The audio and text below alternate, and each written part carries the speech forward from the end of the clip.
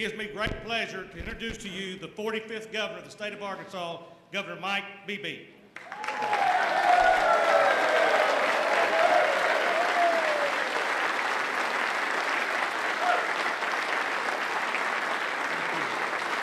Thank you.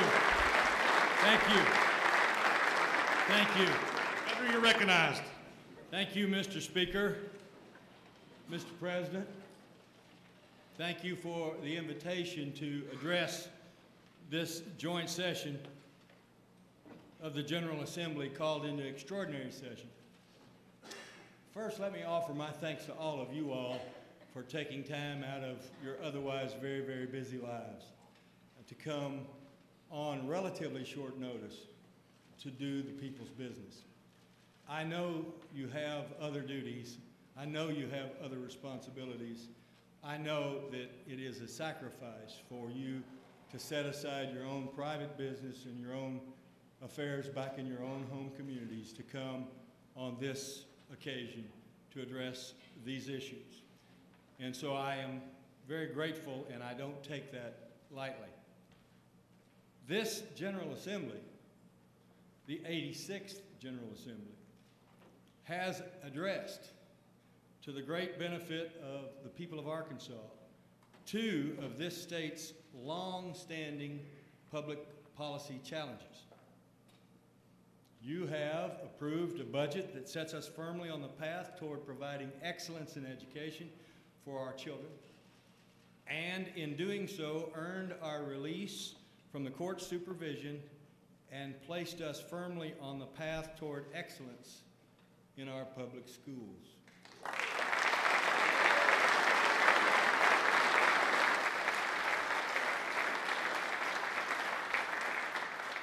And while we still have a commitment for and work to do on cutting the rest of the sales tax on food, you have cut that in half.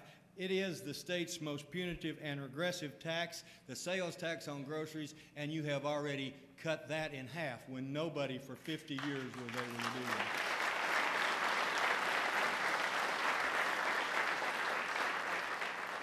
Either of these achievements would have been sufficient to mark this group as one of the most accomplished in recent history.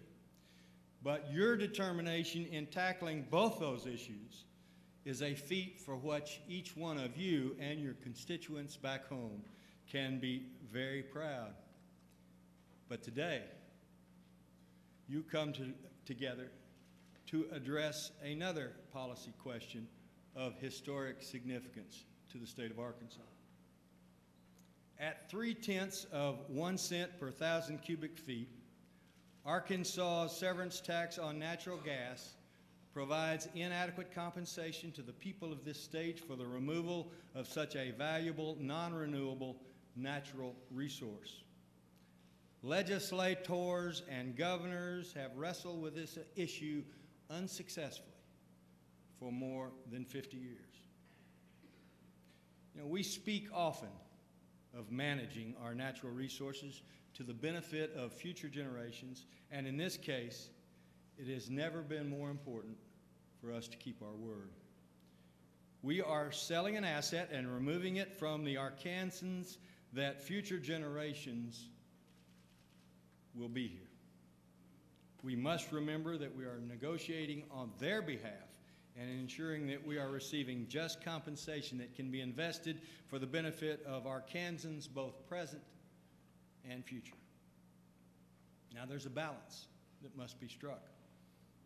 The development of the Fayetteville Shale play is already paying huge dividends to our state, and we cannot afford to discourage the billions of dollars in investment that we anticipate will continue to be forthcoming in the years ahead. The jobs already created and to be created will generate billions of dollars in economic activity and create millions in additional revenue for our state and her people. My goal throughout the entire discussion of this issue and discussions with the industry has been to find that middle ground that provides a solution that's fair to Arkansas and to Arkansans, but does not create a disincentive for the investment of that industry in making our state the economic engine that it does. Now, the bill has been submitted for your consideration, and the one that's been submitted to you, in my humble opinion, does both. It strikes that balance, and I ask you to give it your support. This proposal is a rare opportunity to create a new funding source for highway improvement in Arkansas without increasing the tax burden on the majority of everyday Arkansans. Highways are critical to our economic development strategy. Good roads are one of the most important things government can provide as incentive for job creation and for business investment. While this solution alone will not erase the funding gap we face in addressing our highway needs, it will provide much needed capital for maintenance and repair, especially of our bridges, as well as for expansion and new construction where we need it the most.